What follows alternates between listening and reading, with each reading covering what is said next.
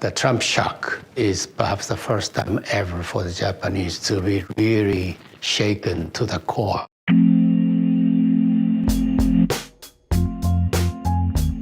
Welcome to Tokyo.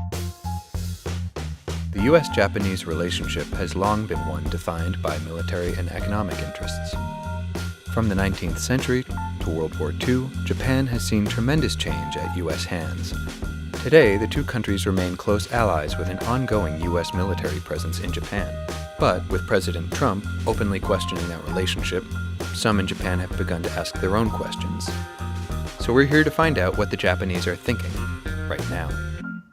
What do you think is the biggest difference between American politics and Japanese politics?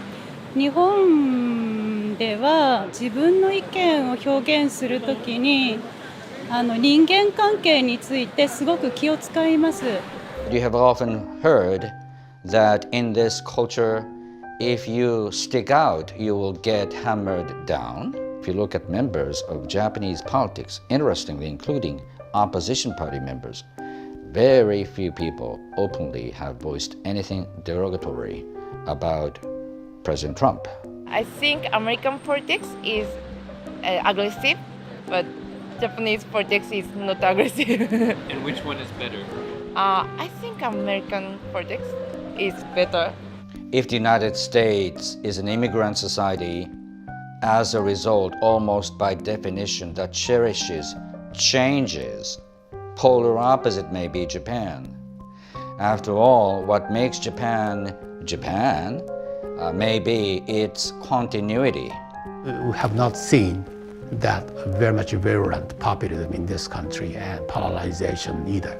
Perhaps, there may be other reasons. But in late 1990s, major Japanese banks really went bankrupt. Several top CEOs, executives of the banks are being put into jail. Compared to that, there was nobody in the Wall Street being put to jail.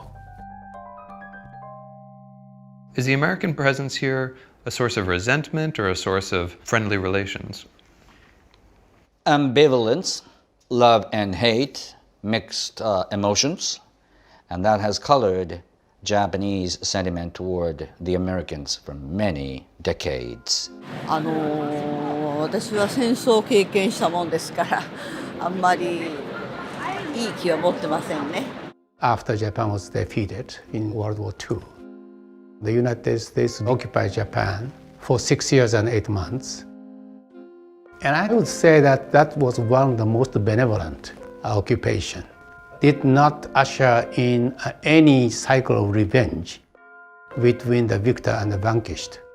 That's rare, actually, in human history. The early post-war generation pretty much understood the necessity of having U.S. forward deployed forces because that was right in the middle of East-West confrontation. Japan actually is perhaps most benefited from this American-led and American-based alliance system.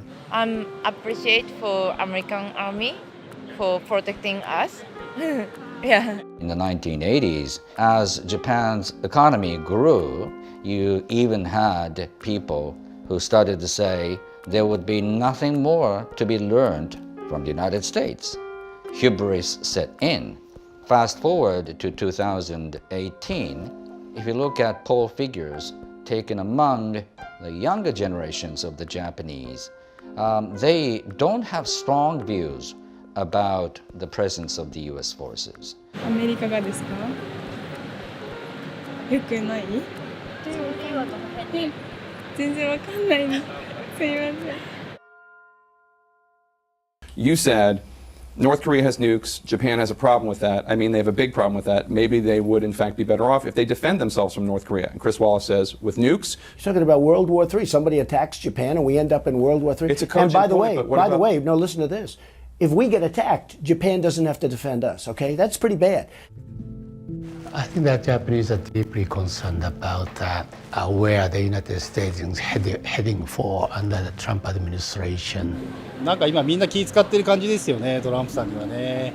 特に安倍さんなんかも北朝鮮の人も、まあチャイナの裏と表ともう全然違うこと言ってるから、何を自分が追求してるのか、それから世界をどうしたいのかっていうのが。防衛しておらないと困るの日本じゃね、それは大変、そこはやっぱり今まで通りずるいかもしれないけど別のこと提案すればいいと思うのね。Before, I thought it's really good for us because they protect us, but recently I'm changing my mind. Japan has to be more independent. We need American military in Japan, but we have to stand up right now.